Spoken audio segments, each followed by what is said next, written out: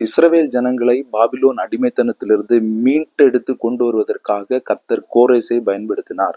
கோரேஸ் இஸ்ரவேல் ஜனங்களை மீட்டு கொண்டு வரும்போது இஸ்ரவேல் ஜனங்களுக்கு என்று கர்த்தர் ஒரு வாக்குத்தத்தத்தை கொடுக்கிறார். இஸ்ரவேல் ஜனங்கள் என்று சொன்னால் கர்த்தர் பிரியப்பட்ட ஜனங்கள். இஸ்ரவேலை ஆசீர்வதிக்கிறது கர்த்தருக்கு பிரியம். இஸ்ரவேல் மேலே கர்த்தர் அவ்வளவு வாஞ்சை உள்ளவராகவும் பிரியமுள்ளவராகவும் இருக்கிறார். அவர்களை குறித்து வசனம் என்ன சொல்லுகிறது? எசாயா தீர்க்கதரிசியின் புஸ்தகம் 45 அதிகாரம் 14வது வசனத்திலே பார்க்கிறோம்.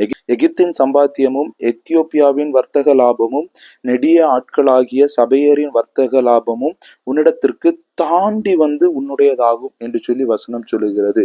இஸ்ரவேலை தாண்டி இருக்கிற கடல் தாண்டி இருக்கிற எகிப்து, அதை தாண்டி இருக்கிறதான சில பட்டணங்கள், குறிப்பாக எகிப்து, எத்தியோப்பியா, சபையர் என்று சொல்லப்படுகிற இந்த நாடுகளில் இருந்து அந்த நாடுகளில் உண்டாகிற வர்த்தக லாபங்கள் அவர்களுக்கு சொந்தமாகாதபடிக்கு அது கடல் தாண்டி பல ஜனங்களை தாண்டி பல கோத்திரங்களை தாண்டி பல இடங்களை தாண்டி பல பட்டணங்களை தாண்டி அது இஸ்ரவேலுக்கு சொந்தமாகும் என்று சொல்லி வசனம் சொல்லுகிறது. இன்றைக்கு கர்த்தர் உங்கள் மேல பிரியமாய் இருக்கிறார்.